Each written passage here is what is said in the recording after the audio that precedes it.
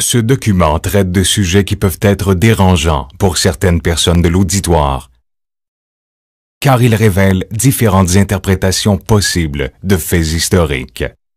Les conclusions exposées ici sont une question d'opinion. Les preuves sont réelles.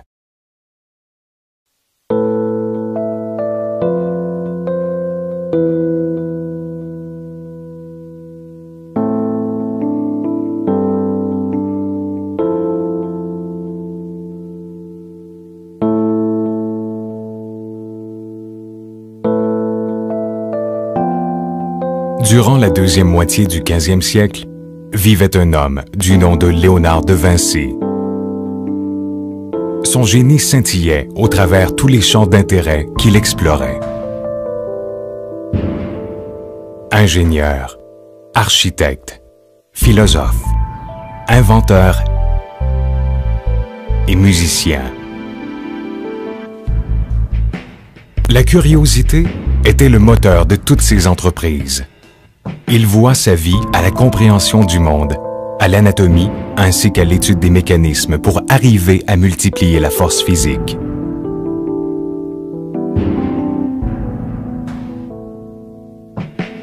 Il avait un caractère singulier, c'était un élu, et tous ses projets furent avant-gardistes. Cependant, plusieurs mystères entourent encore sa vie. Par-delà ses travaux, des signes, des indices et des codes secrets sont éparpillés dans toutes ses œuvres, ouvrant ainsi la porte sur d'autres questions.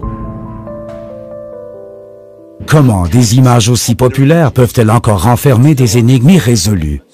Où nous conduira le labyrinthe de Léonard? Quelques 500 ans après sa mort, nous nous posons toujours la question, à savoir quel mystère Léonard de Vinci a-t-il dissimulé dans ses œuvres? Dans ce documentaire, nous étudierons plus précisément un de ces mystères. Qu'a-t-il essayé d'écrire dans la dernière scène? Et quels secrets y sont cachés?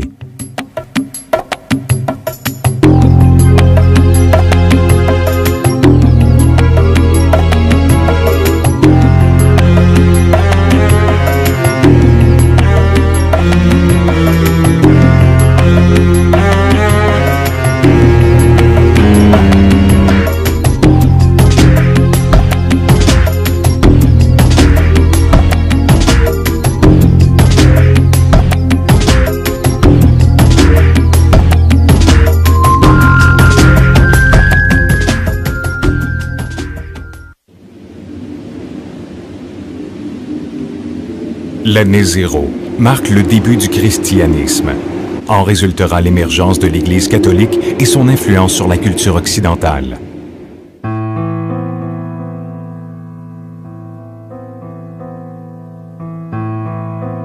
De par ses rapports complexes et ambigus avec l'art, encore plus avec la science, l'Église influencera grandement à l'Occident.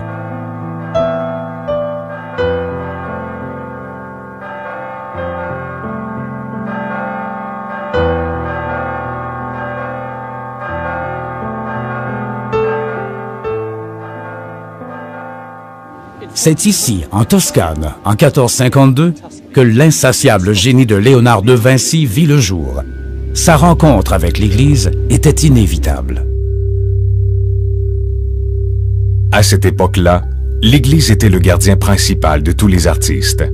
Léonard de Vinci ne faisait pas exception. À vrai dire, certaines de ses œuvres sont considérées comme étant les représentations officielles de nombreux passages clés du Nouveau Testament.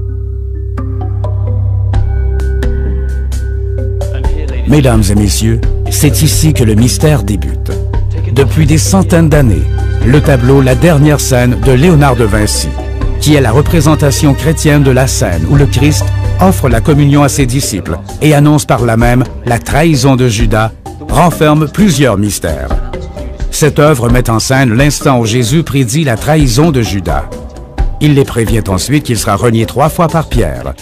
Il offre la communion à ses disciples avant de leur confier mission.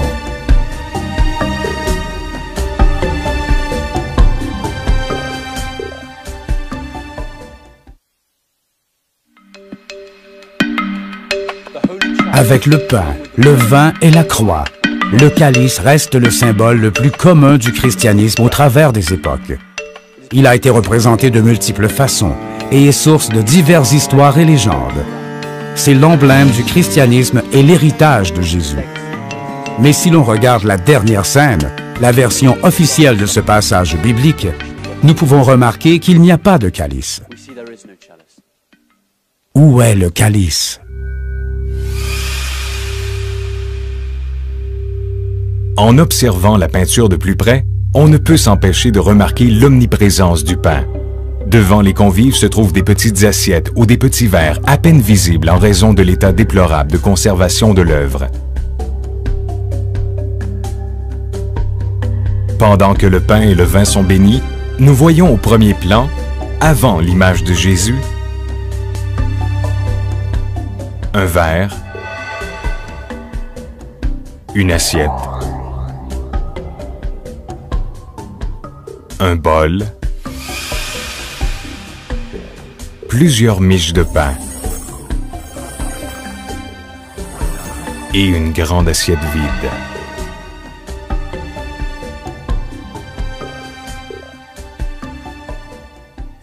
L'absence du calice n'est pas qu'une simple omission. Elle est le premier indice de plusieurs secrets dissimulés dans cette toile dite de la dernière scène. Pourquoi Léonard n'a-t-il pas peint le calice? Il est probable que cette peinture a pour but de nous laisser entrevoir une version différente de la vie du Christ. Peu de documents relatent la vie de Jésus. En plus des 4 livres de la Bible communément acceptés par l'Église, l'Évangile selon Matthieu, Marc, Luc et Jean, il existe d'autres textes. Ces textes ont été écrits par les premiers chrétiens. Ils sont connus sous le nom d'évangiles gnostiques, ou selon l'Église, qui les rejette et qui les considère comme hérétiques, les évangiles apocryphes. Ces textes rassemblent l'Évangile selon Thomas, le livre secret de Jacques, l'Évangile selon Marie-Madeleine, les actes de Thomas et de Pierre, ainsi que l'Évangile de la vérité. Ces textes relatent une histoire plutôt différente de celle habituellement admise et acceptée par l'Église. Ils ont été expressément rejetés et exclus de la Bible par l'Église. Ces textes racontent une histoire qui a été réduite au silence. Ils nous présentent un Jésus différent de l'homme que nous avons appris à connaître.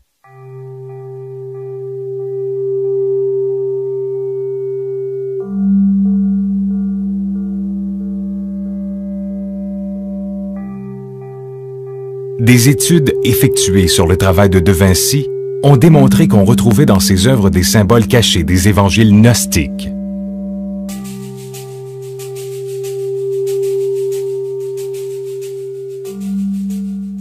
Si ceci est vrai, on peut se demander quelle histoire de Jésus Léonard de Vinci essaie-t-il de nous exposer dans la dernière scène.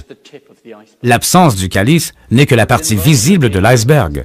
Dans cette version de Léonard, il y a une épouse et donc une possible descendance. Il y a un poignard, des conspirateurs, des secrets et les gardiens de ces secrets. Quel est le vrai mystère caché derrière le Saint Graal? À travers les époques, la légende relative à ce symbole saint est à la base du déplacement de milliers d'hommes qui le recherchèrent. Durant toute la période chrétienne, sa valeur inestimable et son mythe ont fait du Graal un des objets perdus les plus recherchés. Recherché par les croyants, les convertis, ainsi que par les marchands avides et autres chasseurs de fortune. En plus de l'obtention de la vie éternelle et de l'immortalité, sa quête implique l'héroïsme, éprouve la foi et confronte la trahison. Pour un instant, envisageons le cas où le calice n'existerait pas et que sa présence dans les évangiles serait une représentation d'une métaphore, d'une idée.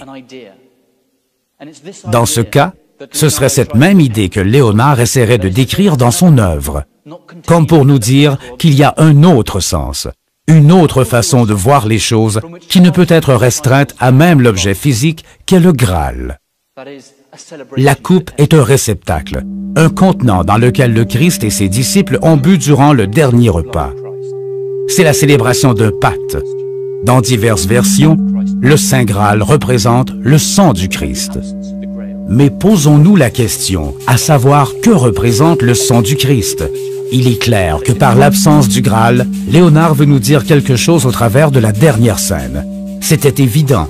L'image du calice avait une signification différente pour lui. Recueillir le sang du Christ, qu'est-ce que cela veut dire? Peut-être est-ce la protection de sang royal, qui pourrait être appliquée aux descendants de Jésus. Dans ce cas-ci, le calice pourrait être considéré comme un utérus, une coupe pour contenir et faire germer la semence d'une descendance royale, ou plus spécifiquement, la lignée de Jésus.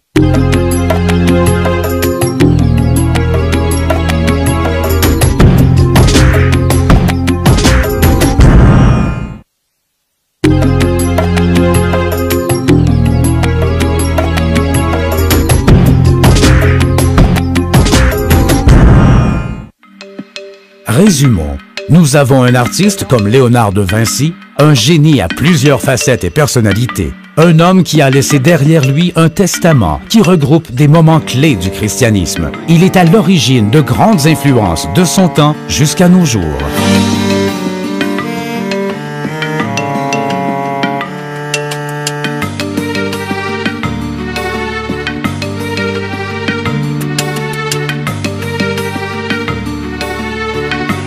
Entre la version de Léonard, qui est considérée comme la version officielle, et le même événement décrit dans la Bible, nous distinguons plusieurs différences troublantes, spécialement à la table de la dernière scène.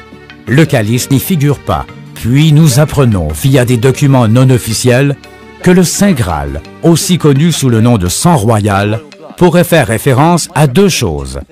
Premièrement, à la progéniture, à la descendance de Jésus. Deuxièmement, à l'antre, comme un utérus qui contient le sang de Jésus et qui lui donna sa lignée.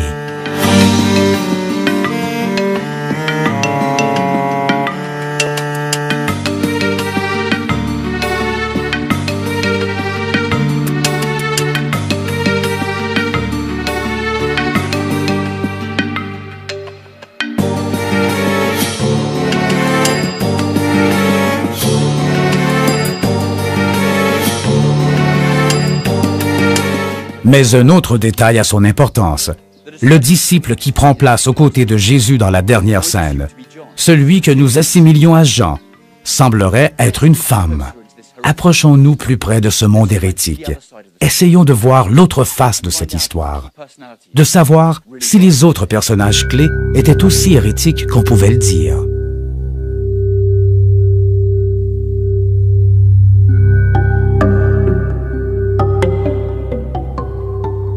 La version non officielle nous dit qu'il y a plusieurs documents qui racontent la vérité sur la vie de Jésus, des apôtres et sur le monde pré-chrétien. L'endroit où se trouvaient ces documents n'a jamais été connu avec certitude, ni l'identité des détenteurs, ni même la manière avec laquelle ils furent préservés au travers des siècles. Après la mort de Jésus, le christianisme vit le jour en tant que secte juive. Elle fut persécutée par les Romains, mais commença à se propager partout en Europe. Cette nouvelle religion convainc puis convertit les barbares et les Romains jusqu'à l'an 325, l'année où l'empereur romain Constantine Ier mit fin à la persécution en se convertissant lui-même au christianisme. Il instaura et imposa ainsi le christianisme en Europe, faisant de cette religion la religion officielle. Le christianisme pouvait prendre plusieurs formes.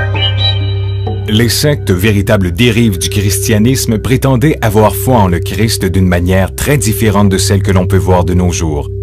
Avec une main de fer et bénéficiant du support des rois et des princes, de puissants papes de Rome, se servant de doctrines apostoliques et catholiques, anéantirent les sectes descendantes comme les cathares dans le sud de la France.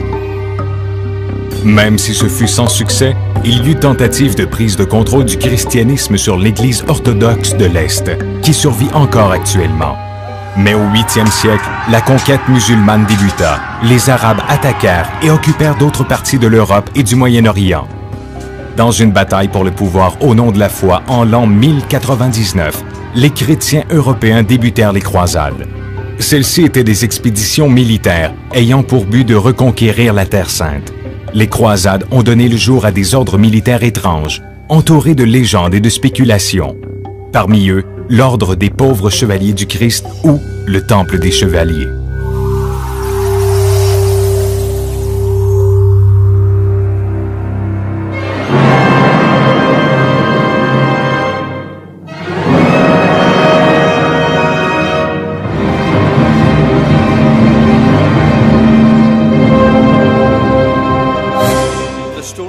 L'histoire des Templiers est l'un des chapitres les plus passionnants et énigmatiques de l'histoire du christianisme. Revenons au début. Notre histoire nous ramène au XIe siècle, en 1099, dans une église catholique déjà extrêmement puissante, quand le pape en place, Urbain, descendant de l'apôtre Pierre, plonge l'Europe dans la guerre pour reprendre Jérusalem, qui est tombée sous contrôle musulman. Ainsi commence la période dite des croisades. Près de 200 ans de guerre durant lesquels l'Europe versa son sang pour tenter de récupérer la Terre Sainte. 200 ans durant lesquels des chevaliers, des rois et même des enfants ont donné leur vie au nom de la foi, d'une foi aveugle. Et qu'ont-ils reçu en échange de leurs sacrifices? Que des royaumes éphémères. Le plus grand d'entre eux ne vivra pas plus de 50 ans. C'est là que notre histoire prend son envol. En l'an 1099, Godefroy de Bouillon mena la première croisade. Il démolit les murs de Jérusalem, il massacra les Sarrasins, prit le contrôle de la ville et le titre de défendeur de la sépulture sainte. Certaines théories avancent que Godefroy de Bouillon était le détenteur d'un grand secret que sa famille avait conservé depuis le temps du Christ. Pour préserver ce secret, il lui fallut trouver des preuves irréfutables afin de le crédibiliser. Il fonda dans ce but l'Ordre de Sion, qui avait pour mission de mettre à jour de la documentation perdue dans les ruines de la ville sainte. Si ceci s'avère vrai, sa participation aux croisades n'était pas juste une question de politique ou une question de foi. L'Ordre des pauvres chevaliers du Christ ou du Temple des Chevaliers a été créé à Jérusalem, sous le règne du cousin de Godefroy, Baldwin II. Le but déclaré des pauvres chevaliers consistait à la protection du pèlerinage chrétien. Ces chevaliers étaient en fait la branche armée de l'Ordre de Sion de Godefroy. Nous savons que cette théorie montre que plusieurs membres et fondateurs de cette confrérie étaient aussi membres de l'Ordre de Sion. Une chose est certaine, le Temple des Chevaliers, qui tient son nom du quartier général situé dans les ruines du Temple du roi Salomon, n'a pas eu pour fonction première l'unique patrouille de la Terre Sainte. Une fois à l'intérieur des étables de l'ancien Temple du roi, ils passèrent leur temps à creuser. Creuser. Et creuser encore.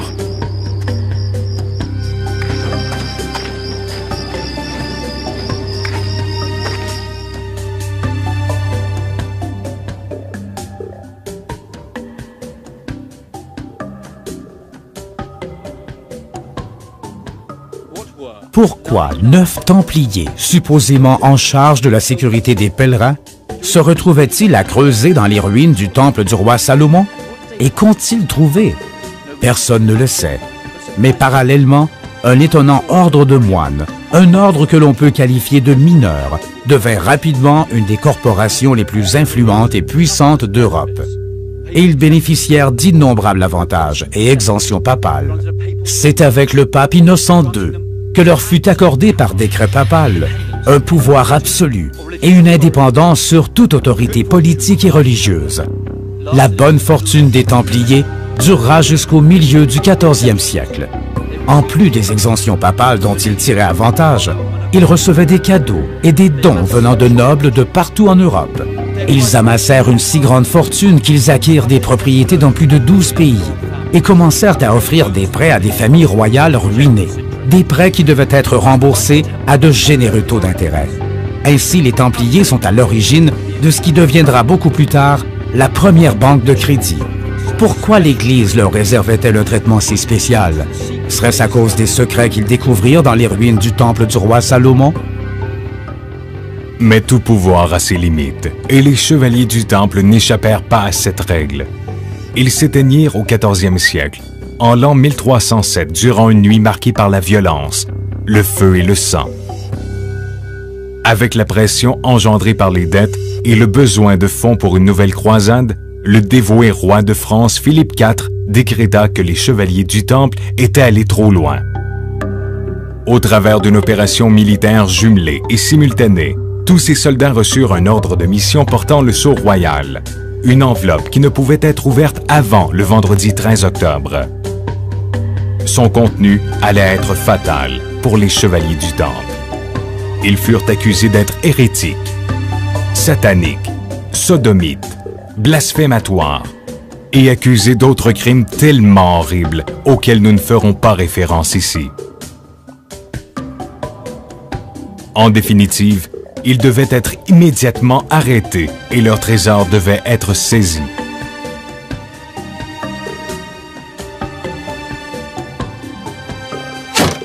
Une fois encore, la croix était trempée dans le sang. Jusqu'à la dissolution complète de cet ordre, plus de 2 siècles plus tard, les Templiers réussirent à préserver leurs secrets. La torture, la tourmente ne parvinrent pas à les dissuader et à leur faire évoquer ce qu'ils avaient trouvé. De toute évidence, l'information recueillie dans les ruines du roi Salomon méritait de perdre la vie pour être conservée. Est-ce que ces documents seraient ceux-là même qui parlent du favori de Jésus, son disciple bien-aimé? Ceux-là même qui parleraient d'une femme, Marie-Madeleine, et de la manière dont elle portait la descendance de Jésus dans ses entrailles? Si le Saint Graal n'est pas une coupe, alors qu'est-ce? Mais le secret des chevaliers du Temple n'est pas mort avec son ordre. Pour le garder vivant, les survivants mirent sur pied une organisation secrète, le prieuré de Sion. Selon des dossiers secrets, plus précisément selon un mystérieux document retrouvé dans une librairie nationale à Paris, Léonard de Vinci était un membre éminent de ce prieuré de Sion, de cette organisation qui existe même encore de nos jours. Serait-il possible que Jésus ait eu une épouse et une descendance? Quelle relation étroite y a-t-il entre le mystère sacré gardé par les Templiers et la fresque de Léonard, la dernière scène? Et quelle pourrait être la signification de l'absence du calice dans cette œuvre de Léonard? Il est concevable d'admettre que ce maître dans l'art dessina symboliquement le Graal, faisant ressortir du tableau le secret qu'on lui avait demandé de préserver, le secret des chevaliers du Temple. Dans ce cas-ci, les entrailles de Marie-Madeleine pourraient faire référence au Graal, ces entrailles qui portaient le sang de Jésus, ou autrement dit, sa descendance. Dans la dernière scène, tous les apôtres ont à première vue des traits assez masculins.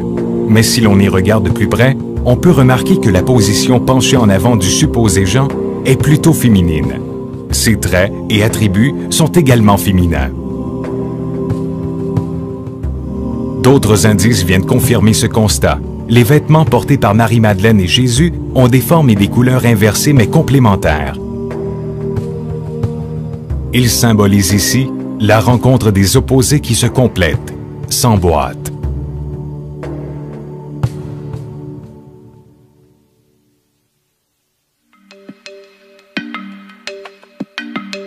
Léonard de Vinci scénarisait toujours ses œuvres, et ce de façon obsessive. Il prenait des mesures et se servait d'un genre de formule composée de lignes parallèles et de diagonales. Comme sur la plupart de ses projets, il avait travaillé à base de lignes cachées sur celui-ci. Est-il alors judicieux de penser que la présence du M formé par les lignes cachées et qui rappelle Marie-Madeleine n'était pas une simple coïncidence? Est-ce que le calice serait cet espace, cette cavité formée entre ces deux figures? Ceci impliquerait-il que Marie-Madeleine soit enceinte de l'enfant de Jésus? Qu'est-ce que Léonard de Vinci pouvait penser des femmes?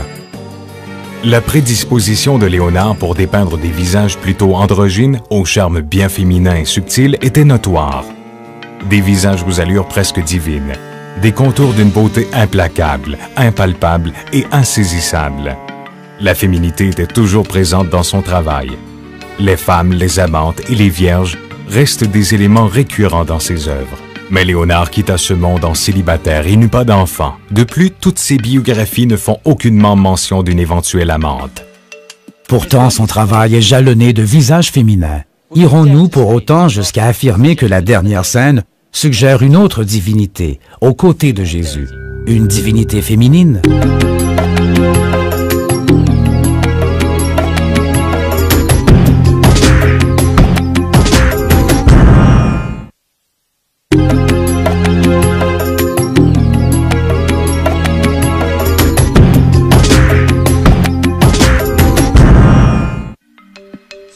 Avancer que Léonard a peint Marie-Madeleine et non l'apôtre Jean est une affirmation bien audacieuse.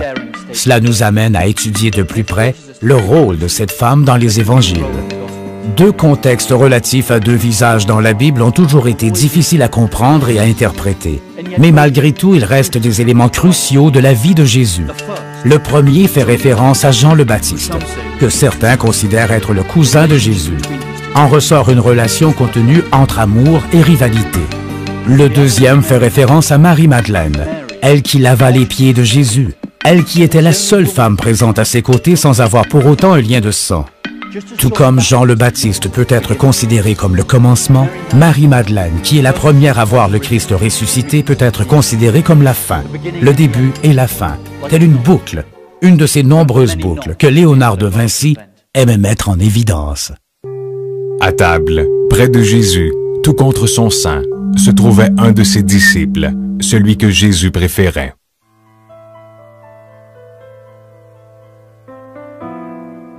À vrai dire, l'idée que Marie-Madeleine, telle que le décrit la Bible, soit une prostituée, est loin d'être véridique. En revanche, chose certaine, la relation qu'elle entretenait avec Jésus était beaucoup plus complexe et intime que pouvaient le laisser supposer les écrits. Elle fait partie des femmes restées au pied de la croix. Les 4 évangiles officiels sont en accord pour reconnaître qu'à Pâques, elle est la première personne à s'approcher de la sépulture et à constater qu'elle était vide. N'est-il pas logique dans ce cas qu'il choisisse d'apparaître à la mère de son enfant?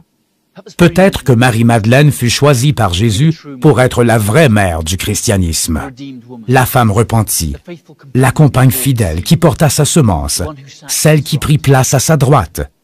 Mais malgré tout, un voile obscur tomba sur Marie-Madeleine. Pourquoi? Tout au long de son histoire, l'Église catholique prend radicalement position contre les rapports sexuels, qui doivent avoir comme but, comme finalité, la reproduction seule. Le sexe tout court est considéré comme un péché et est associé à un sentiment de culpabilité, à la dénégation de la chair.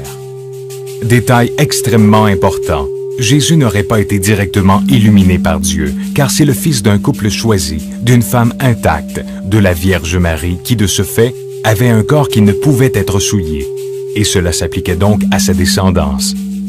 De même, le fait qu'il n'y ait aucune famille dans l'ascension de Jésus implique une absence de femmes parmi ses apôtres. Les femmes furent persécutées par l'Inquisition qui leur mena une vraie chasse aux sorcières. Elles étaient qualifiées d'être perfides, corrompues et lascives. Comment se fait-il que ceux qui possédaient le savoir et le pouvoir spirituel aient une si grande crainte de la femme? Pour l'Église traditionnelle, la sexualité de Marie-Madeleine n'a pas été difficile à exploiter. Marie-Madeleine est considérée comme la femme aux 7 démons, la pécheresse. Avec cette image, il est logique de considérer le contact de la chair comme une déficience qui nécessiterait rédemption. Il y a par contre une question très troublante qui reste sans réponse et qui est devenue un tabou. Juste la mentionner est un péché. La sexualité du Christ. Y a-t-il une raison réelle qui nous pousse à croire au célibat du Christ ou qu'il le prônait? La réponse est non. Le présumé célibat de Jésus et de ses disciples est considéré comme une vérité indiscutable, mais n'est pas une conclusion si logique que cela. Être juif et ne pas avoir d'enfant était considéré comme une sorte de trahison au point de vue religieux. Un homme dans la trentaine sans enfant ou même sans femme aurait certainement attiré l'attention. D'ailleurs, les chroniques du temps n'auraient certainement pas omis de mentionner un tel fait, surtout si la personne en question était de notoriété publique. Tous étaient conscients que le Christ et ses inconditionnels avaient beaucoup d'ennemis, qui ne se seraient sûrement pas privés de se servir de telles allégations pour les qualifier d'homosexuels. En effet, à cette époque, l'homosexualité était un crime sévèrement puni. Dans les œuvres de Léonard de Vinci, les femmes dégagent de l'angélisme, une impalpable et éternelle pureté, tandis que les hommes dégagent de la force, de la violence et suscitent l'intrigue. Mais son rapport avec le féminin et le masculin allait s'avérer beaucoup plus complexe que cela. L'histoire nous apprend qu'en l'an 1476, un jeune garçon de 17 ans accusa un groupe de jeunes hommes de sodomite. Léonard de Vinci faisait partie de ce groupe et personne ne put le soustraire à effectuer 2 mois de prison. Il est intéressant aussi de noter à quel point tous les biographes qui se sont attachés à reconstituer sa vie ont tenté d'éviter cet épisode comme s'il s'agissait d'une imperfection disgracieuse. L'homosexualité de Léonard est un fait. Son jeune assistant Saleh et son ami Francesco Melzi apparaissent sur la liste des amants qu'il avait. Pour lui, les femmes étaient des êtres supérieurs, presque intouchables, telle une sorte de madone, de mère absente ou d'épouse d'un dieu. Léonard de Vinci était un personnage très charismatique. Il était fort séduisant et avait une grande force physique. Il pouvait littéralement courber un fer à cheval à main nue comme s'il était fait de plomb.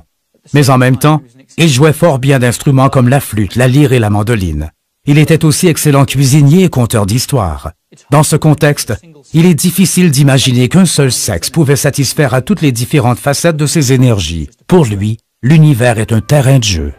Cependant, affirmer que les créations de Léonard de Vinci étaient une façon indirecte d'exprimer ses préférences sexuelles est un concept inepte. La présence de Marie-Madeleine dans la dernière scène est bien plus que de la psychologie ou une déclaration d'identité sexuelle. C'est assurément une prise de position. Léonard de Vinci aurait supposément été membre d'une communauté secrète comme le prieuré de Sion, un groupe d'hérétiques qui défendait la position de Marie-Madeleine dans l'Église. En raison de la censure, cette pensée, cette prise de position morale et politique ne pouvait se transmettre, se communiquer que par symbolisme. Avec cette information, il est logique de se poser la même question qu'au départ. Pourquoi Léonard a-t-il peint une femme aux côtés de Jésus dans la dernière scène? La réponse est évidente. Il croyait qu'elle devait être là. À quel danger ce maître s'est-il exposé en décidant de révéler cette portion de la Bible? Pourquoi ce secret autour de ce message? Pourquoi la mère de l'Église fut-elle considérée comme pécheresse à peine après avoir lavé les pieds du Christ?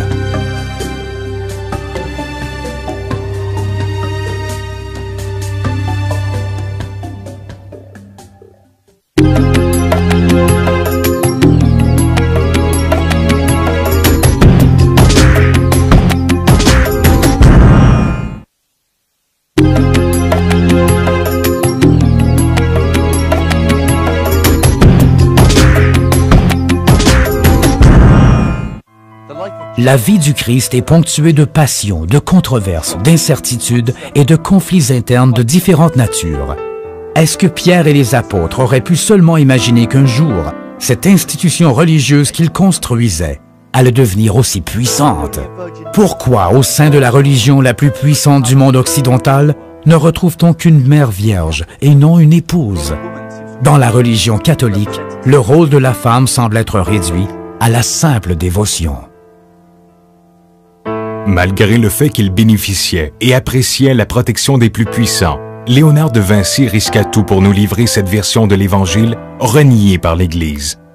Nous pourrions attribuer à ce geste un caractère insignifiant, naïf, mais bien au contraire. Tout ce que Léonard de Vinci entreprenait n'avait rien d'anodin et s'apparentait plutôt de la mission.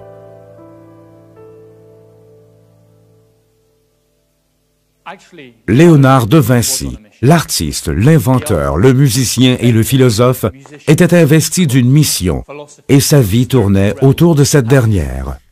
Descendance directe des Templiers, Léonard de Vinci portait différentes casquettes. Un maître du prieuré de Sion, un gardien de l'origine véridique du Christ et de Marie-Madeleine, et un dépositaire de l'héritage du Saint Graal. Usant de divers costumes et déguisements, Léonard ne se serait jamais trahi lui-même. Ceci explique pourquoi sa vraie pensée et sa foi authentique transpiraient de ses œuvres. Celle-là même qu'il préférait passer sous silence et renier. Mais ce qui est dit, et comme l'artiste lui-même aimait à dire, la vision est l'outil principal pour arriver à la compréhension totale. La peinture est supérieure et prend de l'importance car elle ne disparaît pas. Léonard de Vinci. Son travail continue à faire parler et à nous interpeller. Peut-on imaginer Léonard participant à des cérémonies secrètes, exécutant des rituels anciens et interdits? De par ses nombreuses connexions dans la haute société et la classe moyenne, il était l'homme idéal pour ce genre d'activité.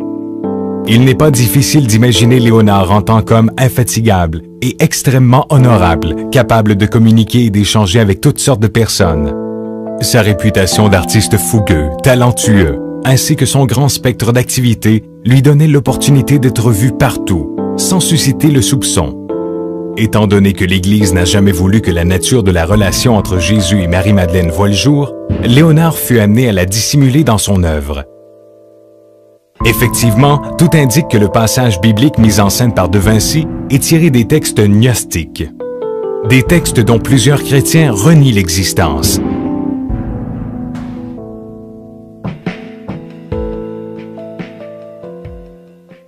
Si le désir de Jésus était d'épouser Marie-Madeleine, de lui faire engendrer sa progéniture, sa descendance, la rendant ainsi mère de l'Église, alors pourquoi et à cause de qui a-t-on fait disparaître ce concept d'une divinité féminine au sein du christianisme?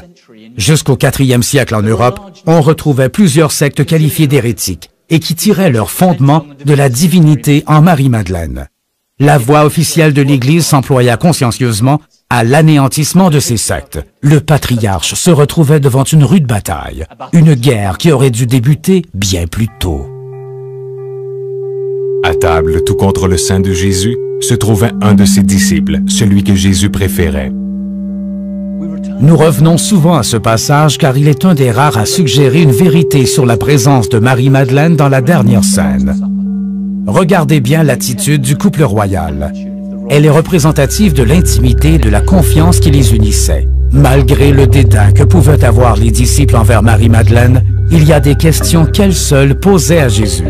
Par exemple, qui allait dans un avenir proche les renier? Il est possible qu'elle puisse les entendre, qu'elle les écoute avec tolérance et résignation. Peut-être pouvait-elle lire dans l'agitation de ces hommes, lire dans leurs mains et anticiper leurs différents gestes. Dans cet instant de dévotion si confus, se retrouvait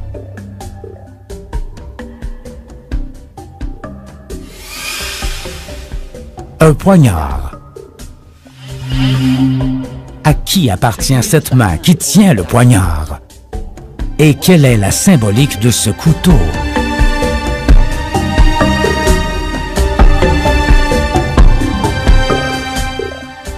Selon l'Église catholique, la main de la personne qui tient le poignard représente Judas et sa future trahison. Dans les écrits de Léonard, la main tenant ce poignard est attribuée à Pierre, qui utilisera ce couteau pour trancher le pain.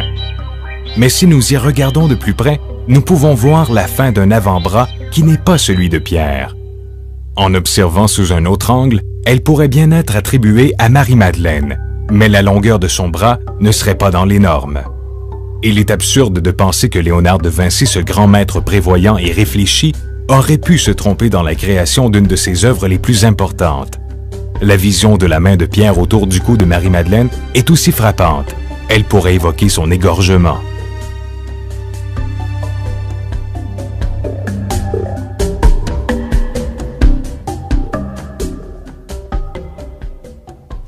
Les évangiles laissaient fréquemment sous-entendre que les disciples masculins avaient une compréhension limitée. Souvent, cette phrase revient. « Je ne l'ai certainement pas compris ». En référence à la jalousie de Pierre, la relation que Jésus entretenait avec Marie-Madeleine était récurrente. Pierre, le fondateur de l'Église catholique, représente le pouvoir politique. Marie, l'épouse de Jésus et mère de sa progéniture, représente la lignée spirituelle et la puissance divine. Est-il possible que Jésus ait été à la fois homme et saint, un homme juste et un pécheur saint?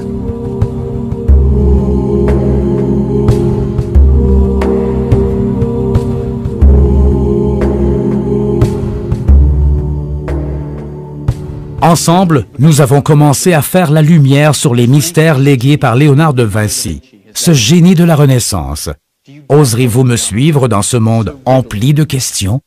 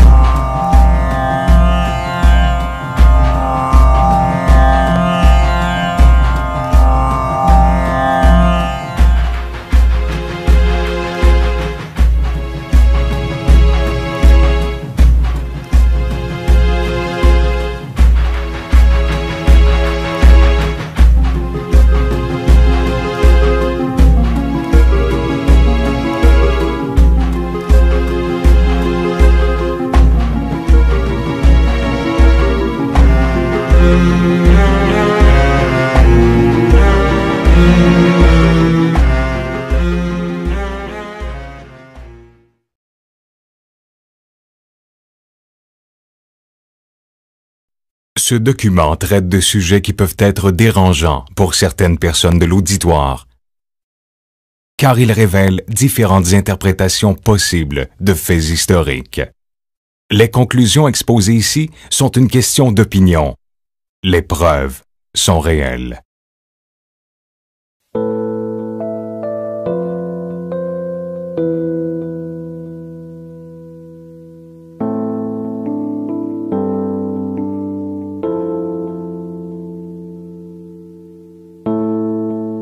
Au 14 ou 15e siècle après Jésus-Christ, vécut un talentueux visionnaire, débordant de talent.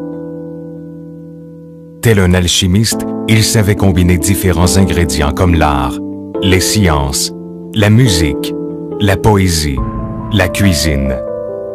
Une quête perpétuelle de réponses et une certaine célébration de la vie. Il s'appelait Léonard de Vinci. Il marqua fortement son temps. Rien que son nom symbolisait son époque.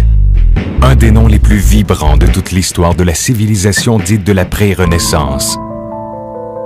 Appuyé mais toujours surveillé par la religion, Léonard s'escrima à faire la lumière sur la signification du côté mystérieux du monde. En aspirant à la compréhension des mécanismes de la vie et à la manière de surmonter la mort, Léonard surpassait l'état d'artiste. À partir du moment où il commença à peindre, et ce jusqu'à maintenant, au 3e millénaire après Jésus-Christ, il fut discrédité et accusé maintes fois d'hérésie, de pratiques de sciences occultes et d'alchimistes. Chaque fois, il réussit à contourner ces accusations.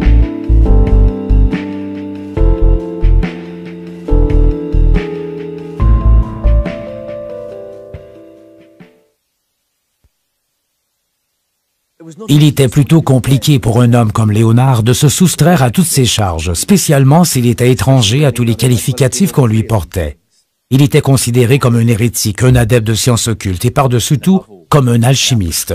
Dans le chapitre qui suit, nous explorerons les pistes laissées par Léonard vers le chemin de la connaissance, au travers son monde empli d'ésotérisme.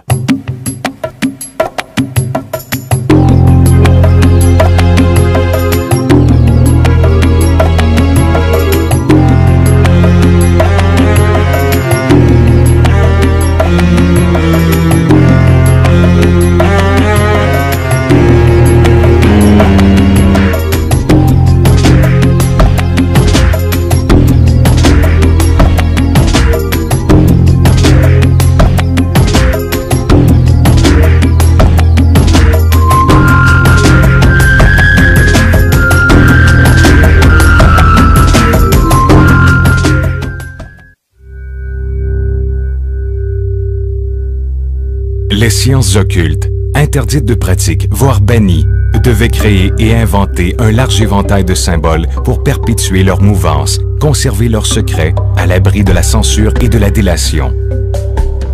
Comment des scènes qui évoquent la transmutation des éléments, la création de l'existence ou même la vie des anges pouvaient-elles être codées et symbolisées?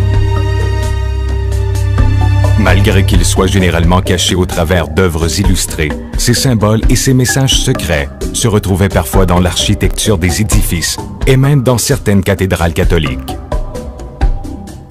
Au début du 4e siècle, l'alchimie était une branche reniée par la science, mais par ailleurs très réglementée. Le mot alchimie, qui signifie terre noire, date des temps anciens, et sa notion était associée à des portes cloisonnées, des chemins et secrets bien gardés. Ces visées sont fortement comparables à celles de certaines sciences d'aujourd'hui, telles que la biogénétique et la physique. L'émergence de nos jours de notions relatives à la génétique, au clonage et aux énergies de trous noirs est en réalité le fruit de cette discipline. La seule mention du mot alchimie faisait référence à une recherche spirituelle, au mystère, à des formules de transformation et de transmutation.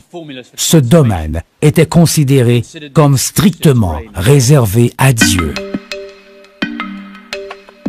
En termes de discipline, l'alchimie tente de trouver une formule qui permettrait de transformer n'importe quel métal en or. Bien entendu, il s'agit ici d'une métaphore et d'une quête beaucoup plus profonde et complexe. Certains principes de l'alchimie se retrouvent dans un livre de Platon intitulé Timée. Dans ce livre, le philosophe grec s'interrogea sur la composition de l'univers et sur la personne qui le créa. Il en arriva au fait que l'univers et la vie étaient composés de 4 éléments variant en proportion: le feu, l'eau, l'air et la terre. La proportion étant le 5e élément, l'élément essentiel permettant d'unir les 4 autres. Elle est unique et est l'essence même de la vie. L'étude et la maîtrise de cette proportion sacrée était l'ambition première de tout alchimiste. Avec celle-ci, ils auraient pu trouver l'élixir de la jeunesse éternelle, percer les secrets de l'éternité et de l'exode de l'âme. N'est-il pas surprenant de trouver ces symboles camouflés à même les œuvres de Léonard de Vinci? Près de 550 ans plus tard, ces intentions cachées nous apparaissent comme de légers clins d'œil. Des affirmations subtiles, démontrant que l'histoire n'est pas tout à fait celle qui nous a été contée. Ce qui transcende l'esprit est en réalité plus fort que ce qu'ils nous ont énoncé, et que Dieu est proportionnellement aussi présent dans la fleur que dans le dogme d'une cathédrale. Jetons un œil sur l'Adoration des mages, une des pièces les plus révolutionnaires de Léonard de Vinci. Elle renferme une série d'images rappelant des textes secrets et des techniques mystérieuses. Bien qu'artistiquement, cette toile soit en avance de plus de 5 siècles sur son temps, métaphoriquement, elle recèle des énigmes et des interprétations qui ne pourront probablement jamais être élucidées. Plusieurs personnages se situent sur une fine ligne, comme entre la vie et la mort, comme s'ils se retrouvaient au beau milieu d'un cauchemar. Il y a des cages d'escalier qui ne mènent nulle part, des visages qui ne sont pas achevés, des fantômes, des chevaux et l'enfant Jésus au centre de la scène.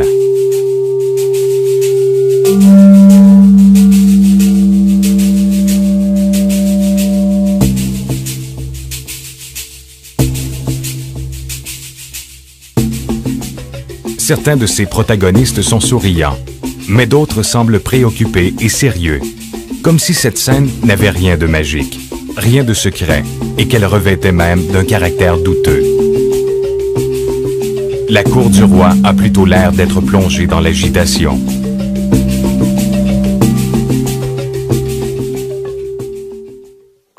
Noël est caractérisé par l'annonce joyeuse des anges et par le bonheur qui entoure l'arrivée de Jésus.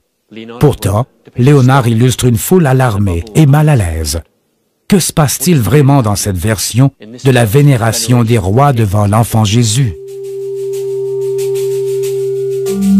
Au lieu d'être représentés comme ils le sont habituellement, les rois semblent être des vieillards plutôt terrifiés. Les autres invités, les mages, sont quant à eux des créatures confinées entre la vie et la mort. Bien que la foi fasse partie intégrante de cette toile, on y retrouve également le doute et l'incertitude, telle l'empreinte laissée par le coup d'un poignard. Il flotte ce sentiment lourd, comme si quelque chose de grave allait arriver. Les personnages paraissent hypnotisés par une faible lumière et attirés en un lieu où la vie n'a pas sa place. On n'y trouve rien de l'épiphanie officielle. Au lieu de cette expression de béatitude qu'ils arborent habituellement, les rois mages ont des visages abattus et suppliants.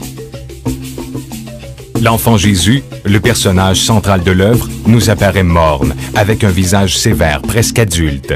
Il n'est pas facile de trouver de la joie dans cette scène.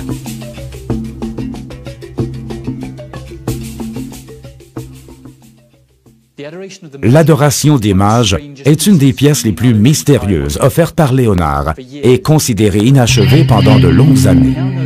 Pour réaliser ses œuvres, Léonard usait de techniques incompréhensibles des autres artistes et critiques. Beaucoup se sont avancés à dire que cette toile n'avait pas été menée à terme. Qu'essaie-t-il de nous faire comprendre à travers ces vieux hommes suppliants? Quelle énigme essaie-t-il de mettre à jour? Quel mystère nous dévoile-t-il à travers cette scène emplie d'expressions énigmatiques? L'adoration des mages est truffée de signes ésotériques ne pouvant être décodés que par un alchimiste ou de ceux possédant les yeux pour voir. Regardons maintenant avec des yeux qui peuvent voir.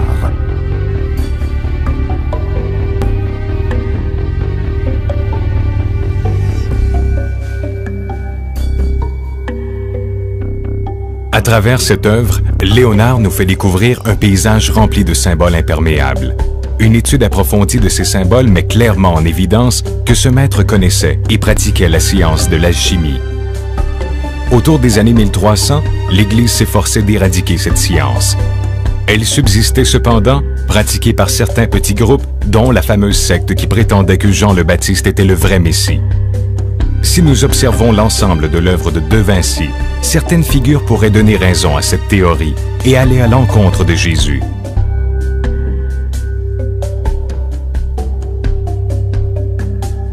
Pour commencer, il y a cette espèce de large et gros caroubier qui fait référence à Jean le Baptiste. Selon la Bible, il mangeait son fruit pour son miel.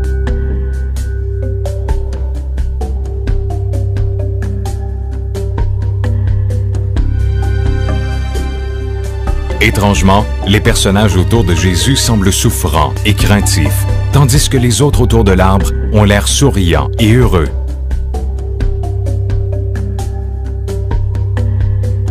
En outre, d'autres éléments caractéristiques de l'alchimie se retrouvent dans ce canevas. Ces trois hommes sages se prosternaient l'air abattu et se livraient à des offrandes. Parmi les cadeaux offerts à Jésus, il n'y a pas d'or. L'or, l'ultime quête de l'alchimiste.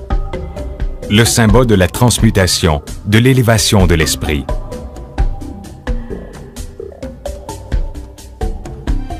De plus, la représentation de la vie et de la mort est très particulière. Illustrée ici par les visages inachevés, des lignes et des nuances de zones d'ombre. Pour les alchimistes, ceci représentait l'étape terminale qu'ils essayaient de franchir, la vie éternelle. Dans cette peinture, Léonard de Vinci, explorateur, va au-delà des limites de l'entendement humain.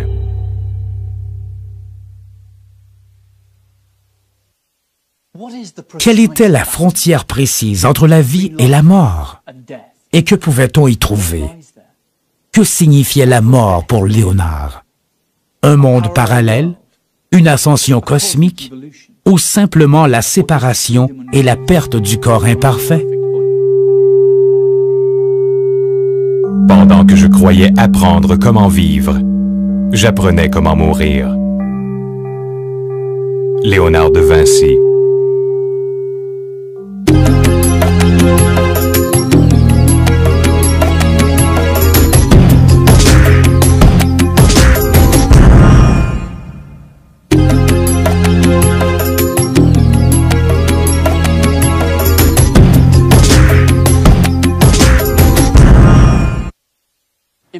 Des visages pris au piège l'espace d'un instant entre la vie et la mort. Seul un fervent observateur de la vie pouvait percevoir ainsi ce côté de l'existence. Seul un observateur possédant un troisième œil, les talents de l'artiste et la curiosité de l'alchimiste. Au lever du jour, Léonard était souvent aperçu en train d'observer les faucons. Les après-midi, il se retrouvait fréquemment au marché, là où l'on vendait les oiseaux. Il aimait observer la vie, mais on pouvait aussi le croiser dans les hôpitaux, où les personnes âgées, avec leur peau sèche comme de vieux parchemins, annonçaient la fin de la vie. Supposément, pour leur tenir compagnie durant les derniers instants de la vie, Léonard les assistait et observait de près les derniers souffles. Tout cela ne constitue cependant pas toutes les activités qu'il affectionnait. Manipuler des cadavres était considéré comme un tabou, et ce depuis les temps anciens. Les disséquer n'étaient pas uniquement condamnés, mais également considérés comme un acte diabolique. Le catholicisme, ainsi que plusieurs autres religions, bannissaient l'étude des corps inertes. Mais pour Léonard de Vinci, la mort n'était pas qu'une plongée brutale dans le néant, mais plutôt une harmonieuse culmination de l'existence. Pour Léonard, si un corps privé de vie était assurément brisé, il n'en demeurait pas moins une extraordinaire machine à explorer.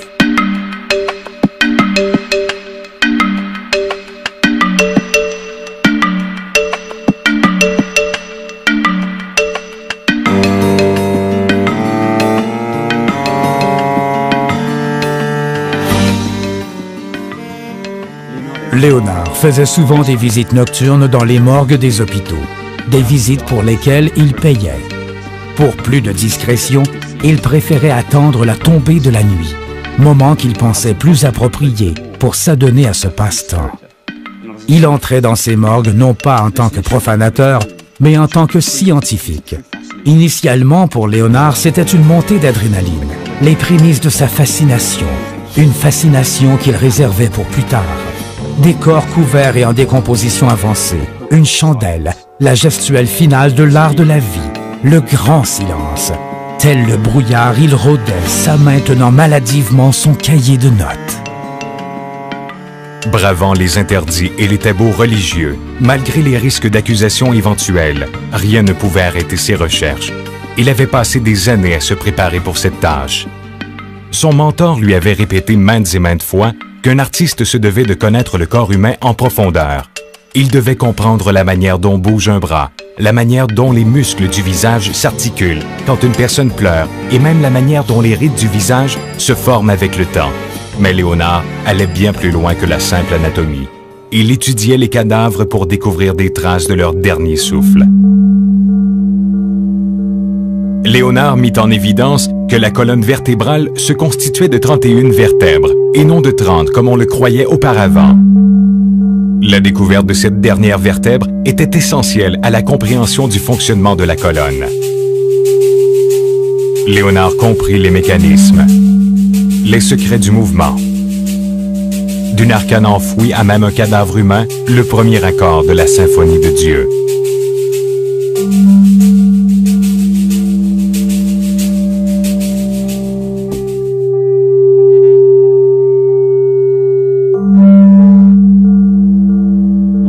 On pouvait retrouver Léonard et son calepin de notes. Partout se manifestaient des bouches contorsionnées et des expressions d'extase.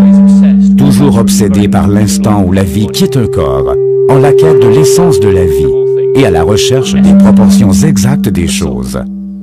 Est-il concevable qu'un homme aussi audacieux et curieux que Léonard de Vinci ne se soit jamais aventuré sur les sentiers mystérieux de l'alchimie, les pratiques qui allaient à l'encontre des dogmes officiels, telles que l'explication de l'âme, même si elles étaient conduites par la raison et avaient pour finalité la connaissance, ont toujours été qualifiées d'hérétiques.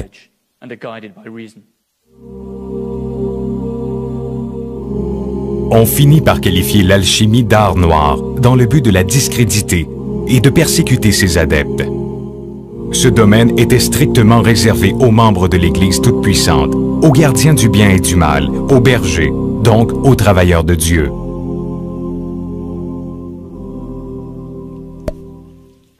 Pour éviter les obstacles, Léonard reniait son statut d'alchimiste et s'affirmait comme un scientifique et naturaliste. Une fois les interrogations apaisées, son chevalet se transformait en table, sa palette en échelle et son canevas en creuset. Il avait de grandes ambitions.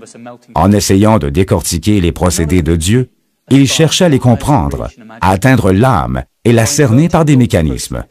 Il voulait, en utilisant ces différents mécanismes et en les alliant avec les éléments de l'univers, créer une machine vivante et parfaite. Toute chose a un mécanisme, une manière de fonctionner. Tous les systèmes peuvent être reproduits. Tout ce qui nous manque, c'est une formule pour y parvenir. Léonard de Vinci. À l'époque de la Renaissance, Léonard n'était point satisfait des réponses que lui offrait la religion et était à la recherche de ses propres réponses. Que nous reste-t-il de la vie une fois qu'elle nous abandonne? Dieu n'allait pas lui imposer un mode de vie. Est-ce qu'en respectant la mort, elle lui livrerait ses secrets? Mais si seulement elle pouvait lui permettre d'explorer davantage.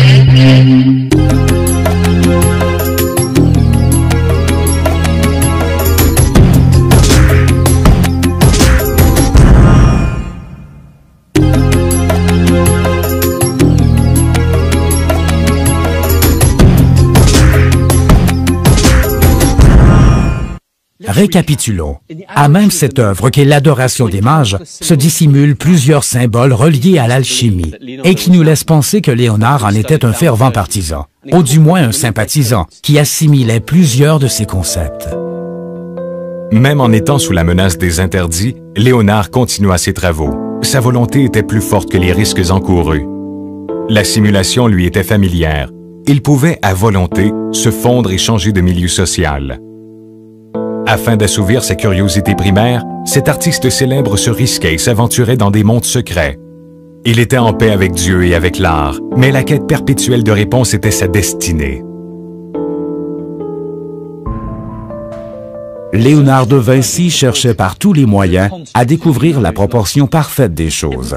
Il était influencé par les mathématiques, et cela se ressentait dans toutes ses entreprises. Il pratiquait une musique orientée vers les mathématiques, la géométrie de la nature, l'astronomie. Sans aucun répit, il cherchait. Une question retentissait sans arrêt dans sa tête. Dieu s'est-il servi d'une certaine clé pour en arriver à la création de l'homme et de la nature? Le secret de cette clé est contenu dans une formule mathématique, une formule que Dieu utilisa pour la création du monde.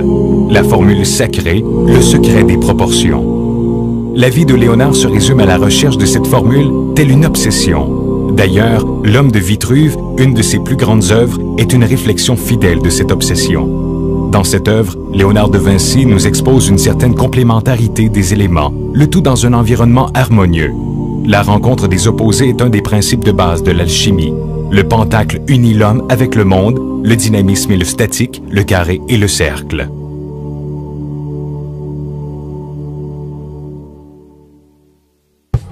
Tous les éléments tentent de s'unir dans un tout afin de se sauver. Peut-être l'inachèvement. Léonard de Vinci. L'assemblage du tronc et des 4 membres rappelle le chiffre 5, chiffre d'importance ésotérique. Il représente l'état exact où l'équilibre est atteint, où les échanges entre le ciel et la terre s'opèrent. Cette pièce est connue pour son motif en forme d'étoile à 5 pointes. Dans certaines cultures, cette forme était décrite comme étant un pentacle, le symbole pré-chrétien associé à la nature.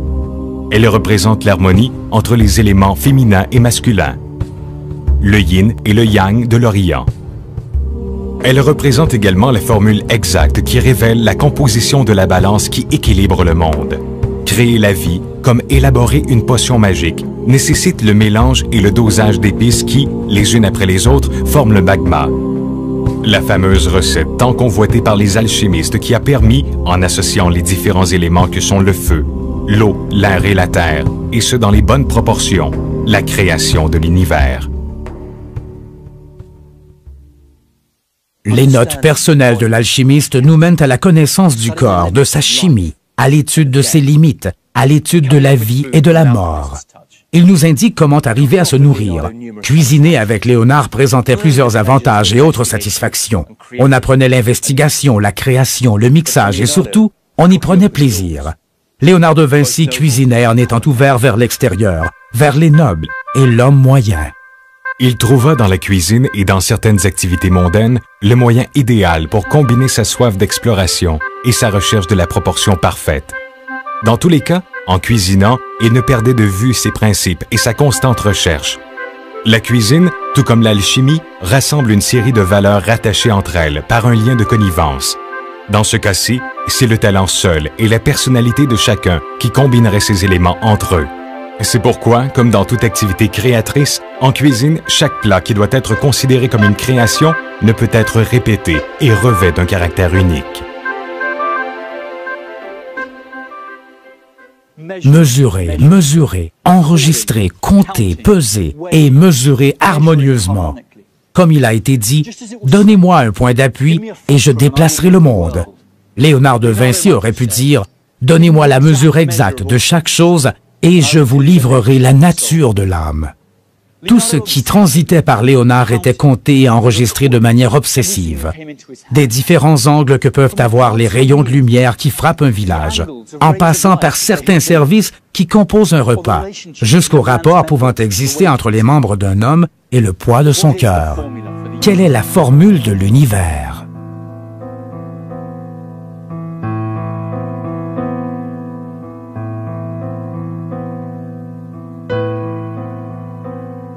Selon Léonard, les 4 éléments formant le monde, c'est-à-dire le feu, l'eau, l'air et la terre, ont une vibration cosmique. L'âme est capable de percevoir ces vibrations, de capter cette dimension par les 5 sens dont l'homme dispose. Tous les atomes qui constituent l'univers possèdent une certaine énergie qui peut être convertie en fréquence audible. On appelait cela la musique. C'est pour cette bonne raison que la musique est aussi qualifiée de langage universel. La musique serait la clé qui ouvrirait la voie des sentiers cachés de l'âme. D'une manière générale, et ce depuis des siècles, la musique reste le moyen de communication avec les dieux, l'Éternel, et faisait partie intégrante de différents rituels. La vie elle-même est rythmée par les battements du cœur.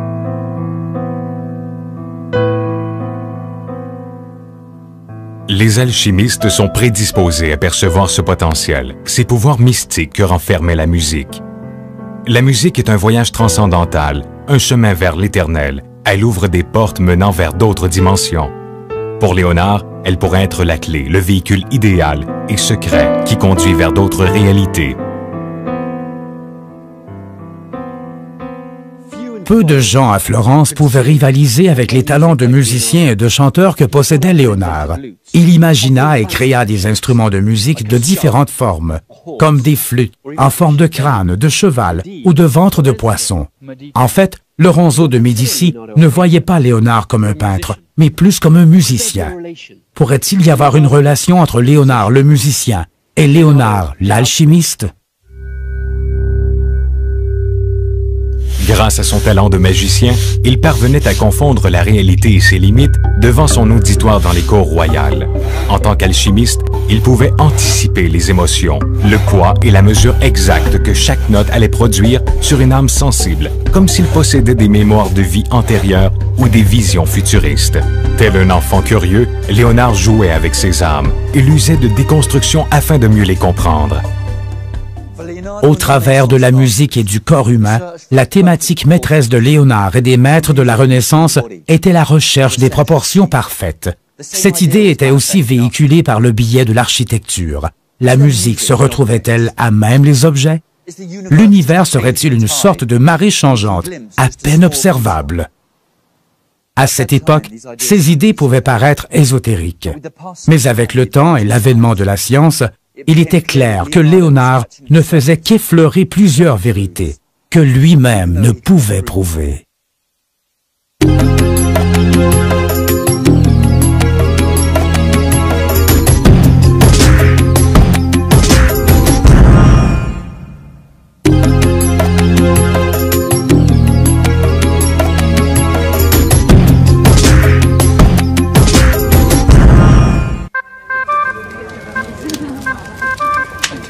Sur une tablée, il rassemblait des hommes aux allures grotesques et aux sourires difformes.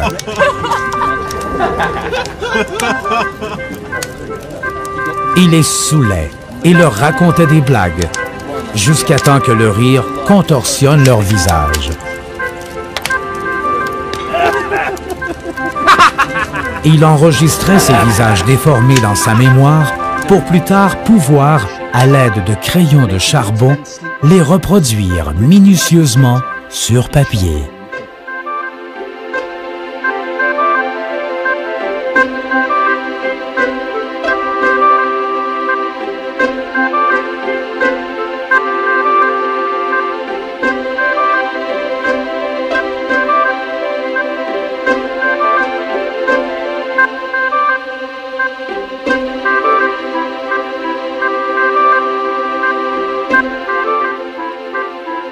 La beauté et la laideur semblaient se donner mutuellement une certaine forme de puissance. Léonard de Vinci. Que cherchait-il derrière ces expressions grotesques? Quelle beauté retrouvait-il à même la laideur? Avant même de pouvoir concevoir la beauté, il devait comprendre l'essence première de la laideur, la recherche de la vérité par l'étude des opposés. Léonard étudiait le point de rencontre des opposés en espérant la révélation d'un secret. Léonard considérait ses pairs comme étant des êtres imparfaits, comme de simples corps en guise de containers pour transporter les âmes. Peu importe que ces corps soient jeunes ou vieux, féminins ou masculins, beaux ou laids. La quête inépuisable de Léonard était portée sur la recherche de l'âme éternelle, de l'inconnu, de réponses aux mystères et aux énigmes.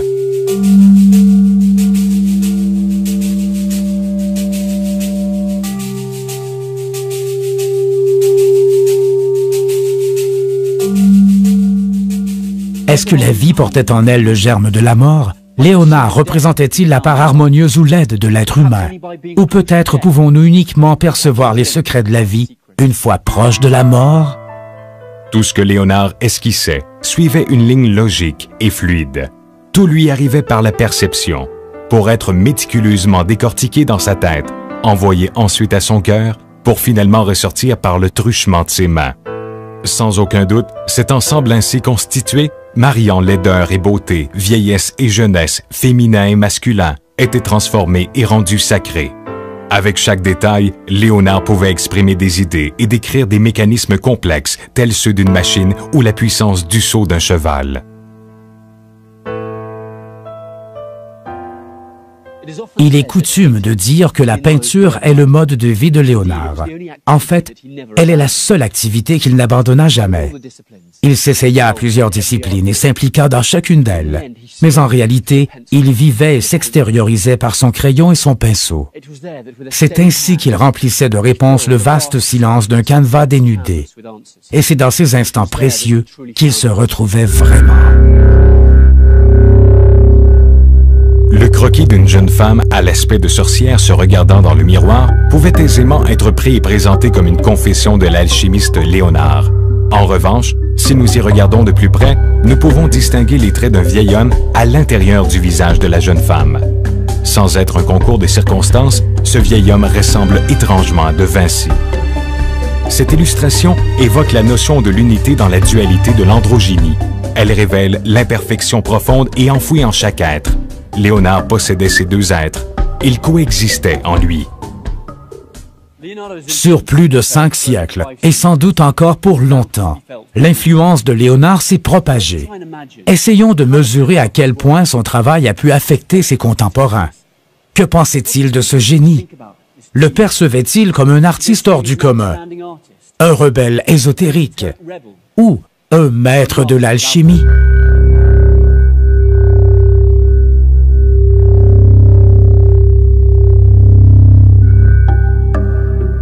Jetons un coup d'œil à l'école d'Athènes, une pièce du maître Raphaël, contemporain de Léonard. Dans cette œuvre, Raphaël attribue à Platon les traits indiscutables de Léonard, le plaçant ainsi au centre de l'œuvre, faisant de lui la figure transcendantale de son époque. Si l'on regarde attentivement cette peinture, on observe un patchwork de personnages historiques de l'époque.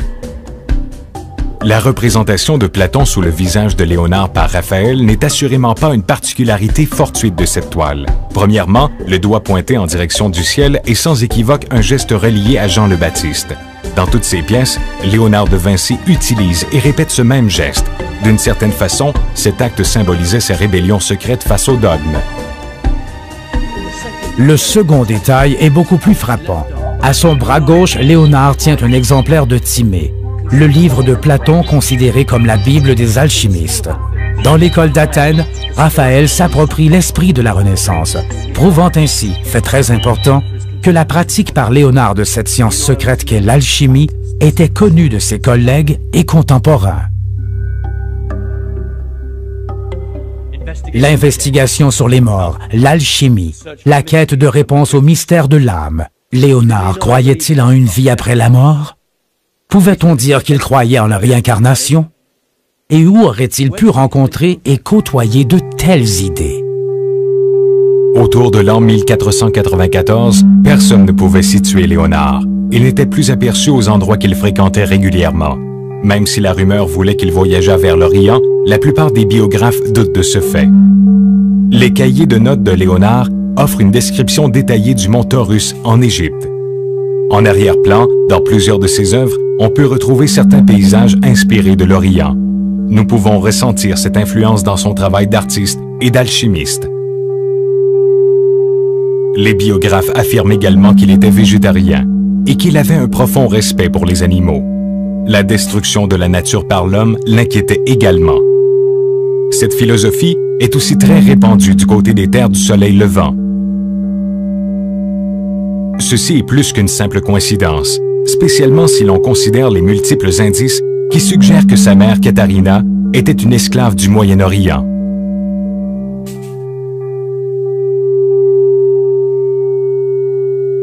Aucun être ne voit sa finalité dans le néant.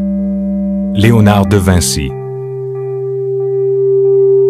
Toutes ces preuves accumulées, des messages ésotériques de son travail, à l'adoration des mages, montrent l'importance que portait Léonard à cette frontière entre la vie et la mort. Il rendait des visites secrètes dans les hôpitaux et les morgues pour tenter de comprendre la mort et pouvoir ainsi représenter les derniers instants de la vie. Il détaillait la laideur et le grotesque dans le but de saisir la beauté dans son ensemble. Sa passion pour la cuisine pouvait être perçue comme l'art de transcender le mélange de simples ingrédients. Son homme de Vitruve personnifie clairement sa quête du tout, de l'entier, et met en scène la puissance des opposés. Son appétence à voir la musique de manière mathématique, la vie de manière mécanique, son obsession pour les formules et la proportion exacte de toute chose. Tout ceci n'est-il que soupçon? Où pouvons-nous trouver plus d'éléments pour corroborer ces affirmations? Pendant que Léonard créait les plus grandes œuvres de l'histoire de l'humanité à l'aide d'huile et de teinture, n'aurait-il peut-être pas mis le doigt sur la quintessence des choses? Certains croient que les écrits de Léonard n'ont pas tous été retrouvés. Léonard lui-même les aurait-il détruits?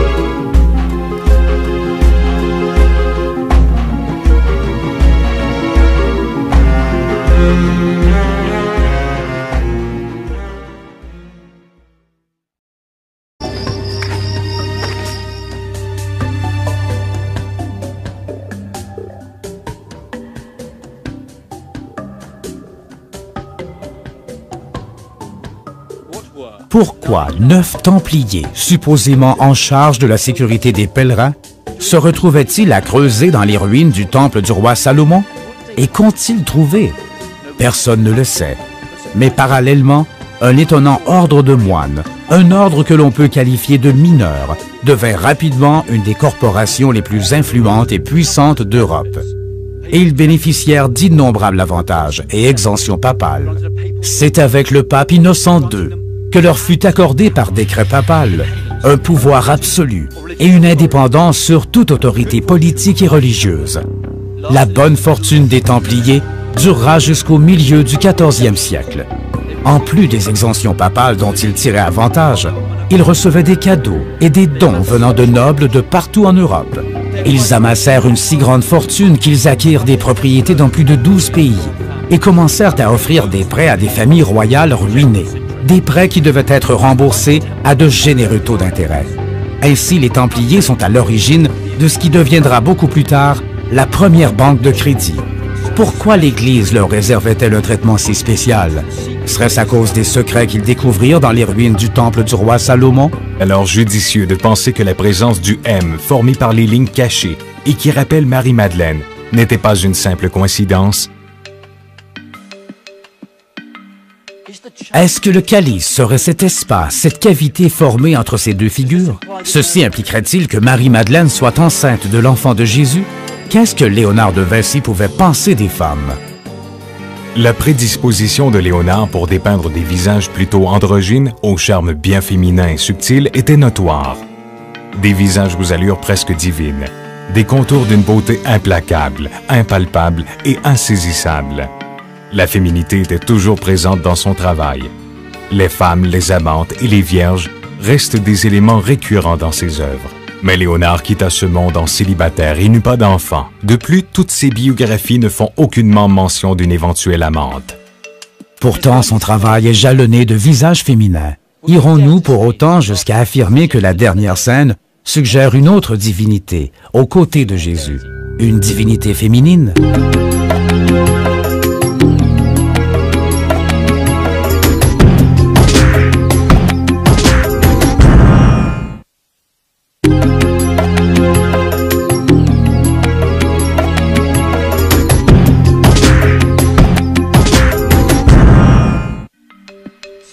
Avancez que Léonard a peint Marie-Madeleine et non, c'est ici que le mystère débute.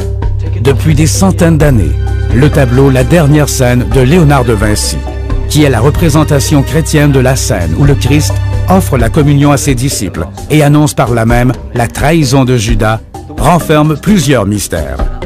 Cette œuvre met en scène l'instant où Jésus prédit la trahison de Judas. Il les prévient ensuite qu'il sera renié 3 fois par Pierre. Il offre la communion à ses disciples avant de leur confier mission.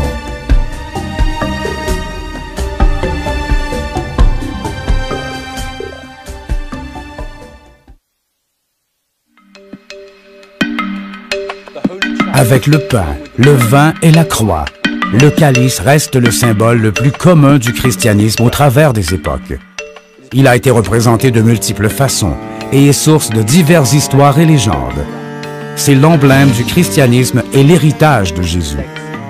Mais si l'on regarde la dernière scène, la version officielle de ce passage biblique, nous pouvons remarquer qu'il n'y a pas de calice. Où est le calice?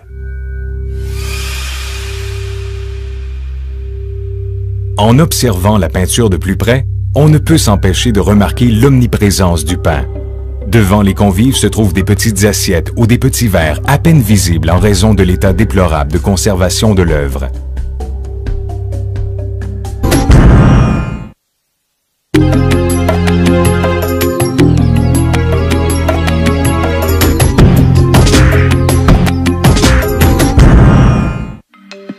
Résumons. Nous avons un artiste comme Léonard de Vinci, un génie à plusieurs facettes et personnalités. Un homme qui a laissé derrière lui un testament qui regroupe des moments clés du christianisme. Il est à l'origine de grandes influences de son temps jusqu'à nos jours.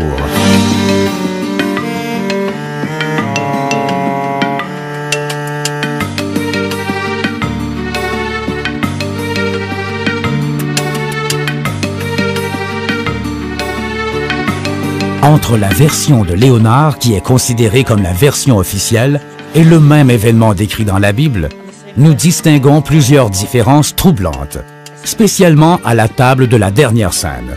Le calice n'y figure pas, puis nous apprenons, via des documents non officiels, que le Saint Graal, aussi connu sous le nom de sang royal, pourrait faire référence à 2 choses. Premièrement, à la progéniture, à la descendance de Jésus. Deuxièmement, à l'antre, comme un utérus qui contient le sang de Jésus et qui lui donna sa lignée.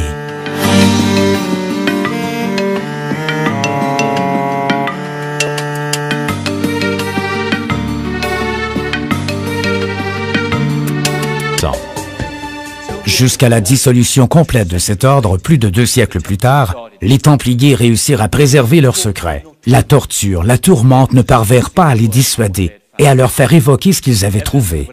De toute évidence, l'information recueillie dans les ruines du roi Salomon méritaient de perdre la vie pour être conservés. Est-ce que ces documents seraient ceux-là même qui parlent du favori de Jésus, son disciple bien-aimé? Ceux-là même qui parleraient d'une femme, Marie-Madeleine, et de la manière dont elle portait la descendance de Jésus dans ses entrailles? Si le Saint Graal n'est pas une coupe, alors qu'est-ce? Mais le secret des chevaliers du Temple n'est pas mort avec son ordre. Pour le garder vivant, les survivants mirent sur pied une organisation secrète, le prieuré de Sion.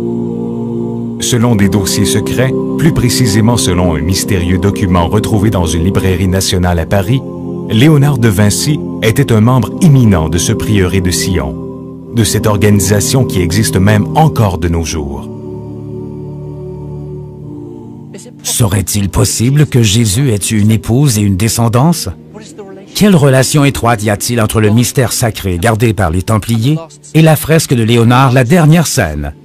Et quelle pourrait être la signification de l'absence du calice dans cette œuvre de Léonard? Il est concevable d'admettre que ce maître dans l'art dessina symboliquement le Graal, faisant ressortir En clé du christianisme, il est à l'origine de grandes influences de son temps jusqu'à nos jours.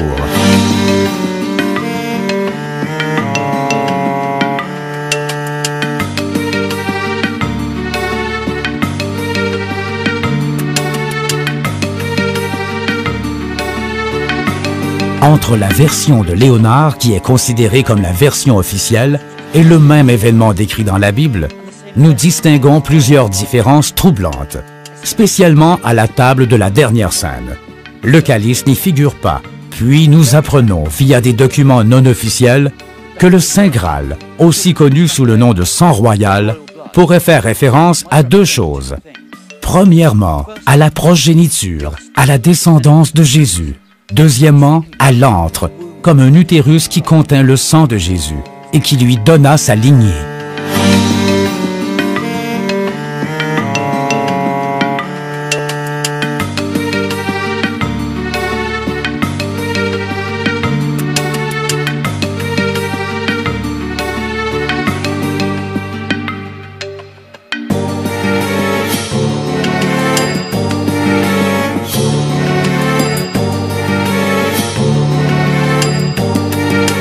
Mais un autre détail a son importance.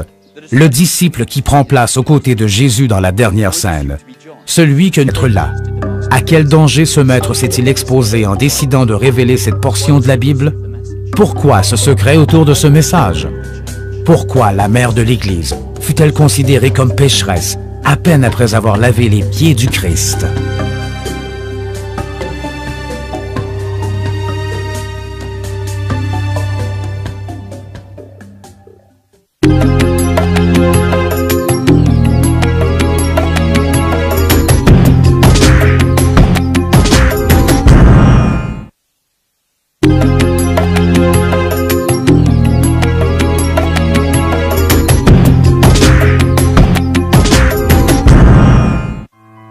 La vie du Christ est ponctuée de passions, de controverses, d'incertitudes et de conflits internes de différentes natures.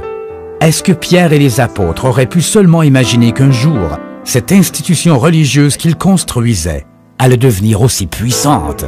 Pourquoi, au sein de la religion la plus puissante du monde occidental, ne retrouve-t-on qu'une mère vierge et non une épouse? Dans la religion catholique, le rôle de la femme semble être réduit à la simple dévotion. Malgré le fait qu'il bénéficiait et appréciait la protection des plus puissants, Léonard de Vinci risqua tout pour nous livrer cette version de l'Évangile reniée par l'Église. Nous pourrions attribuer à ce geste un caractère insignifiant. Et leur racontait des blagues, jusqu'à temps que le rire contorsionne leur visage. Il enregistrait ces visages déformés dans sa mémoire pour plus tard pouvoir, à l'aide de crayons de charbon, les reproduire minutieusement sur papier.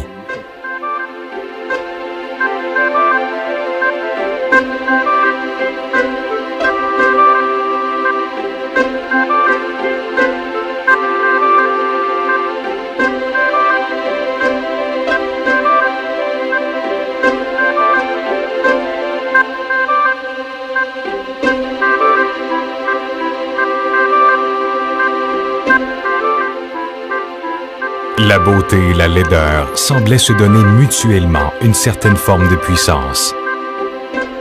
Léonard de Vinci. Que cherchait-il derrière ces expressions grotesques? Quelle beauté retrouvait-il à même la laideur? Avant même de pouvoir concevoir la beauté, il devait comprendre l'essence première de la laideur, la recherche de la vérité par l'étude des opposés. Léonard étudiait le point de rencontre des opposés en espérant la révélation d'un secret. Léonard considérait ses pairs comme étant des êtres imparfaits.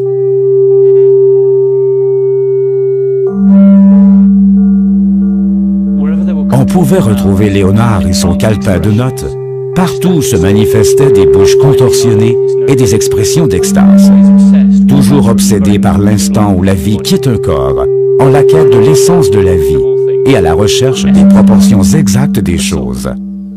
Est-il concevable qu'un homme aussi audacieux et curieux que Léonard de Vinci ne se soit jamais aventuré sur les sentiers mystérieux de l'alchimie, les pratiques qui allaient à l'encontre des dogmes officiels, telles que l'explication de l'âme, même si elles étaient conduites par la raison et avaient pour finalité la connaissance, ont toujours été qualifiées d'hérétiques.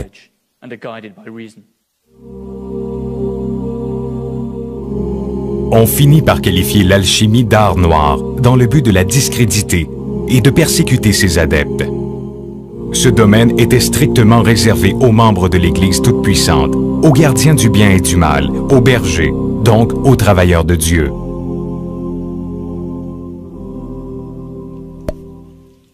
Pour éviter les obstacles, Léonard reniait son statut d'alchimiste et s'affirmait comme un scientifique et naturaliste. Une fois les interrogations apaisées, son chevalet se transformait en table, sa palette en échelle et son canevas en creuset. Avec cette information, il est logique de se poser la même question qu'au départ. Pourquoi Léonard a-t-il peint une femme aux côtés de Jésus dans la dernière scène? La réponse est évidente. Il croyait qu'elle devait être là. À quel danger ce maître s'est-il exposé en décidant de révéler cette portion de la Bible? Pourquoi ce secret autour de ce message? Pourquoi la mère de l'Église fut-elle considérée comme pécheresse à peine après avoir lavé les pieds du Christ?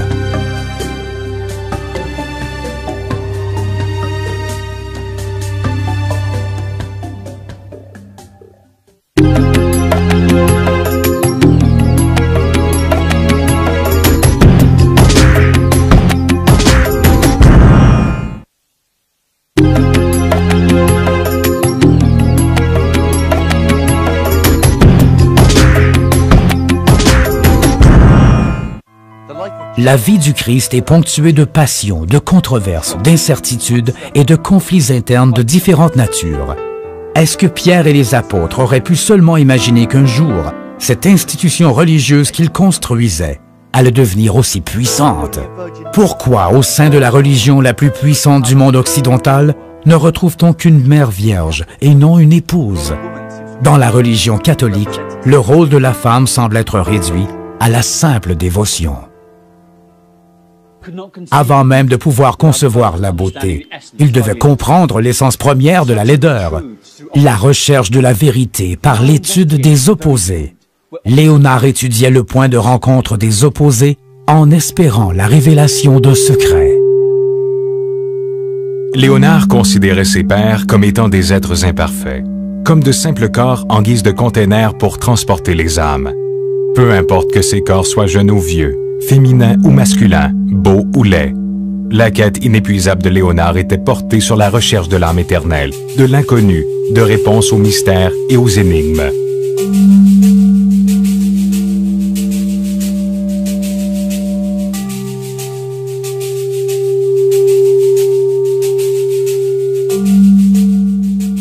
Est-ce que la vie portait en elle le germe de la mort? Léonard représentait-il la part harmonieuse ou laide de l'être humain? Ou peut-être pouvons-nous uniquement percevoir les secrets de la vie une fois proche de la mort? Tout ce que Léonard esquissait suivait une ligne logique et fluide. Tout lui arrivait par la perception, pour être méticuleusement décortiqué dans sa tête, envoyé ensuite à son cœur, pour finalement ressortir par le truchement de ses mains. Sans aucun doute, cet ensemble ainsi constitué, mariant laideur et beauté, vieillesse et jeunesse, féminin et masculin, était transformé et rendu sacré. Avec chaque détail, Léonard pouvait expression secrète, le prieuré de Sion. Selon des dossiers secrets, plus précisément selon un mystérieux document retrouvé dans une librairie nationale à Paris, Léonard de Vinci était un membre éminent de ce prieuré de Sion, de cette organisation qui existe même encore de nos jours. Serait-il possible que Jésus ait eu une épouse et une descendance? Quelle relation étroite y a-t-il entre le mystère sacré gardé par les Templiers et la fresque de Léonard, la dernière scène? Et quelle pourrait être la signification de l'absence du calice dans cette œuvre de Léonard? Il est concevable d'admettre que ce maître dans l'art dessina symboliquement le Graal, faisant ressortir du tableau le secret qu'on lui avait demandé de préserver, le secret des chevaliers du Temple. Dans ce cas-ci, les entrailles de Marie-Madeleine pourraient faire référence au Graal, ces entrailles qui portaient le sang de Jésus, ou autrement dit, sa descendance. Dans la dernière scène, tous les apôtres ont à première vue des traits assez masculins. Mais si l'on y regarde de plus près, on peut remarquer que la position penchée en avant du supposé Jean est plutôt féminine. Ses traits et attributs sont également féminins. D'autres indices viennent confirmer ce constat. Les vêtements portés par Marie-Madeleine et Jésus ont des formes et des couleurs inversées mais complémentaires. Ils tendent la tombée de la nuit, moment qu'il pensait plus approprié pour s'adonner à ce passe-temps. Il entrait dans ces morgues non pas en tant que profanateur, mais en tant que scientifique. Initialement, pour Léonard, c'était une montée d'adrénaline, les prémices de sa fascination, une fascination qu'il réservait pour plus tard. Des corps couverts et en décomposition avancée, une chandelle, la gestuelle finale de l'art de la vie, le grand silence. Tel le brouillard, il rôdait, sa main tenant maladivement son cahier de notes. Bravant les interdits et les tabous religieux, malgré les risques d'accusation éventuels, rien ne pouvait arrêter ses recherches. Il avait passé des années à se préparer pour cette tâche. Son mentor lui avait répété maintes et maintes fois qu'un artiste se devait de connaître le corps humain en profondeur. Il devait comprendre la manière dont bouge un bras, la manière dont les muscles du visage s'articulent quand une personne pleure et même la manière dont les rides du visage se forment avec le temps. Mais Léonard allait bien plus loin que la simple anatomie. Il étudiait les cadavres pour découvrir des traces de leur dernier souffle. Léonard mit en évidence que la colonne vertébrale se constituait de 31 vertèbres et non de 30 comme on le croyait auparavant. La découverte de cette dernière vertèbre était essentielle à la compréhension du fonctionnement de la colonne. Léonard comprit les ne pouvant être décodé que par un alchimiste ou de ceux possédant les yeux pour voir. Regardons maintenant avec des yeux qui peuvent voir.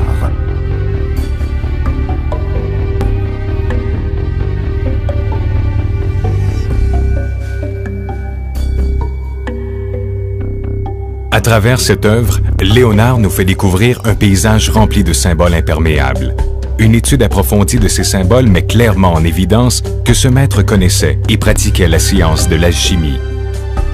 Autour des années 1300, l'Église s'efforçait d'éradiquer cette science. Elle subsistait cependant, pratiquée par certains petits groupes, dont la fameuse secte qui prétendait que Jean le Baptiste était le vrai Messie. Si nous observons l'ensemble de l'œuvre de De Vinci, certaines figures pourraient donner raison à cette théorie et aller à l'encontre de Jésus.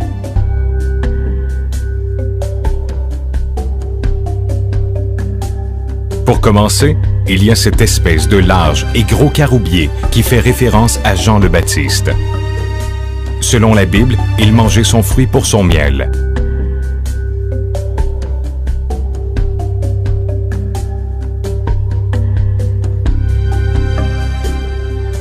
Étrangement, les personnages autour de Jésus semblent souffrants et craintifs, tandis que les autres autour de l'arbre ont l'air souriants et heureux. Cinquième élément, l'élément essentiel permettant d'unir les quatre autres. Elle est unique et est l'essence même de la vie. L'étude et la maîtrise de cette proportion sacrée était l'ambition première de tout alchimiste.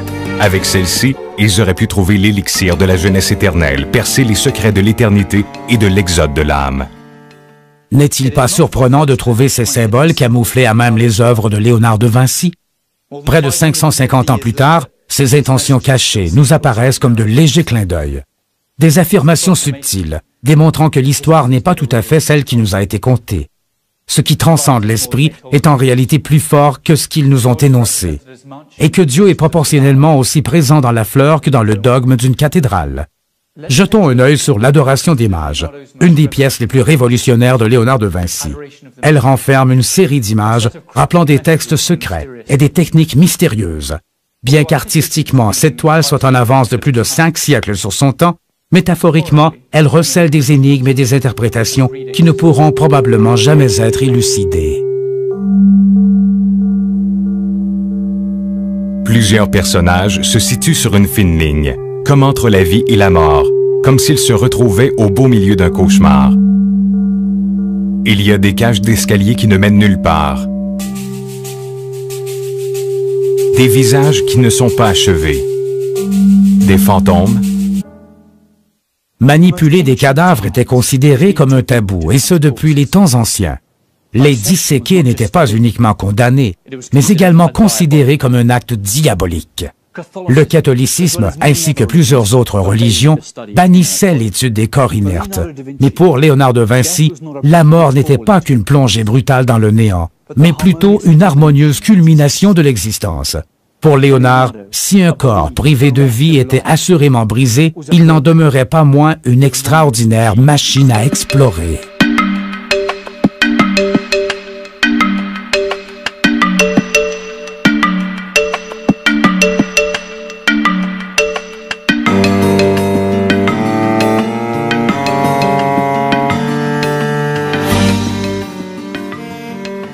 Léonard faisait souvent des visites nocturnes dans les morgues des hôpitaux, des visites pour lesquelles il payait. Pour plus de discrétion, il préférait attendre la tombée de la nuit, moment qu'il pensait plus approprié pour s'adonner à ce passe-temps. Il entrait dans ces morgues non pas en tant que profanateur, mais en tant que scientifique. Initialement, pour Léonard, c'était une montée d'adrénaline, les prémices de sa fascination, une fascination qu'il réservait pour plus tard. Des corps couverts et en décomposition avancée, une chandelle, la gestuelle finale de l'art de la vie, le grand silence, recherche spirituelle, au mystère, à des formules de transformation et de transmutation. Ce domaine était considéré comme strictement réservé à Dieu. En termes de discipline, l'alchimie tente de trouver une formule qui permettrait de transformer n'importe quel métal en or. Bien entendu, il s'agit ici d'une métaphore et d'une quête beaucoup plus profonde et complexe. Certains principes de l'alchimie se retrouvent dans un livre de Platon intitulé Timée. Dans ce livre, le philosophe grec s'interrogea sur la composition de l'univers et sur la personne qui le créa. Il en arriva au fait que l'univers et la vie étaient composés de 4 éléments variant en proportion: le feu, l'eau, l'air et la terre. La proportion étant le 5e élément, l'élément essentiel permettant d'unir les 4 autres. Elle est unique et est l'essence même de la vie. L'étude et la maîtrise de cette proportion sacrée étaient l'ambition première de tout alchimiste. Avec celle-ci, ils auraient pu trouver l'élixir de la jeunesse éternelle, percer les secrets de l'éternité et de l'exode de l'âme. N'est-il pas surprenant de trouver ces symboles camouflés à même les œuvres de Léonard de Vinci? Près de 550 ans plus tard, ces intentions cachées nous apparaissent comme de légers clins d'œil. Des affirmations subtiles, démontrant que l'histoire n'est pas tout à fait celle qui nous a été contée. Ce qui transcende l'esprit est en réalité plus fort que ce qu'ils nous ont énoncé.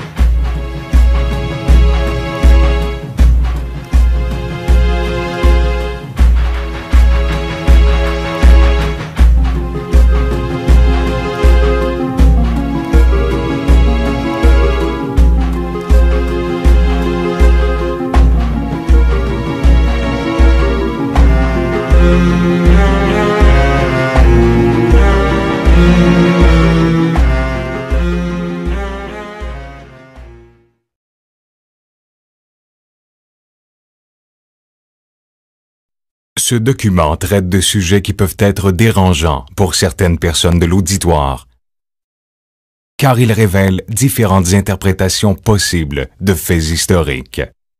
Les conclusions exposées ici sont une question d'opinion.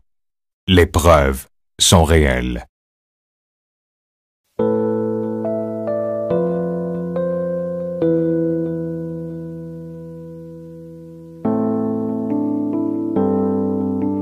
Près, les derniers souffles. Tout cela ne constitue cependant pas toutes les activités qu'il affectionnait. Manipuler des cadavres était considéré comme un tabou, et ce depuis les temps anciens. Les disséquer n'étaient pas uniquement condamnés, mais également considérés comme un acte diabolique. Le catholicisme, ainsi que plusieurs autres religions, bannissaient l'étude des corps inertes. Mais pour Léonard de Vinci, la mort n'était pas qu'une plongée brutale dans le néant, mais plutôt une harmonieuse culmination de l'existence. Pour Léonard, si un corps privé de vie était assurément brisé, il n'en demeurait pas moins une extraordinaire machine à explorer.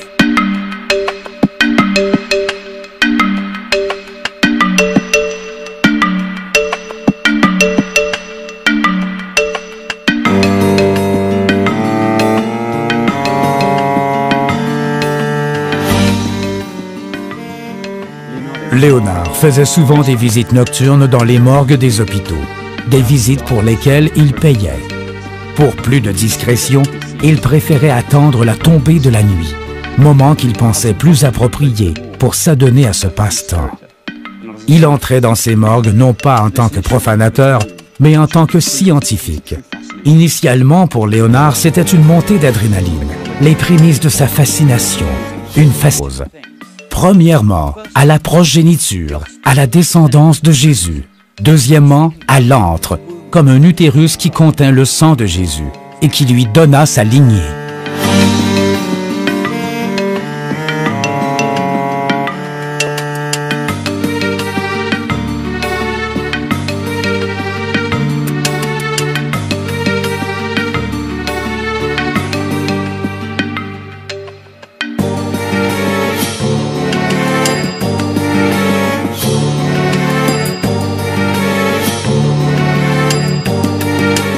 Mais un autre détail a son importance.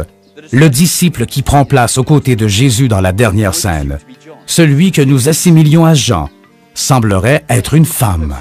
Approchons-nous plus près de ce monde hérétique. Essayons de voir l'autre face de cette histoire, de savoir si les autres personnages clés étaient aussi hérétiques qu'on pouvait le dire.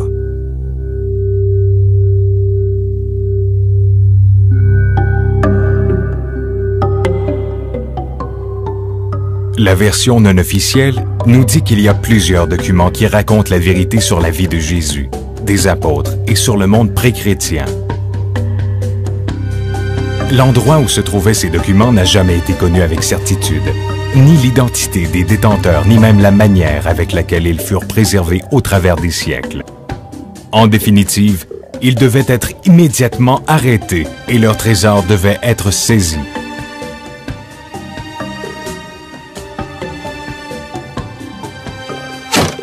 Une fois encore, la croix était trempée dans le sang. Jusqu'à la dissolution complète de cet ordre, plus de 2 siècles plus tard, les Templiers réussirent à préserver leurs secrets. La torture, la tourmente ne parvinrent pas à les dissuader et à leur faire évoquer ce qu'ils avaient trouvé.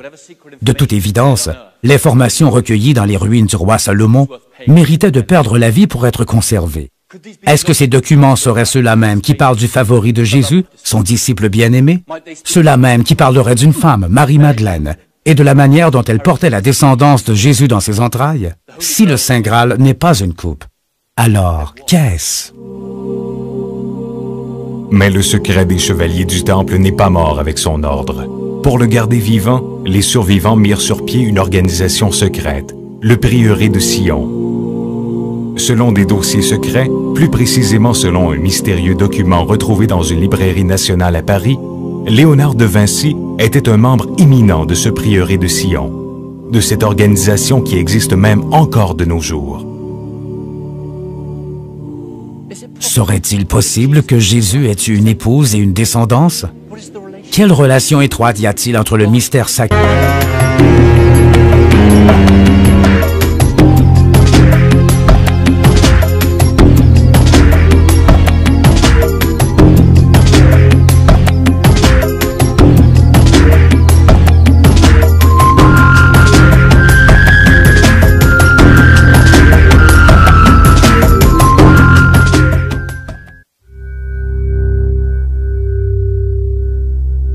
Les sciences occultes, interdites de pratique, voire bannies, devaient créer et inventer un large éventail de symboles pour perpétuer leur mouvance, conserver leurs secrets à l'abri de la censure et de la délation.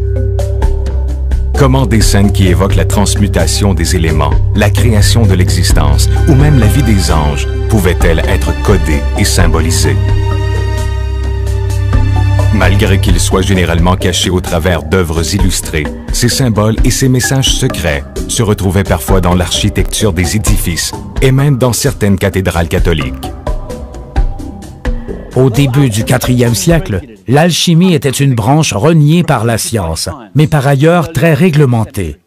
Le mot alchimie, qui signifie terre noire, date des temps anciens, et sa notion était associée à des portes cloisonnées, des chemins et secrets bien gardés.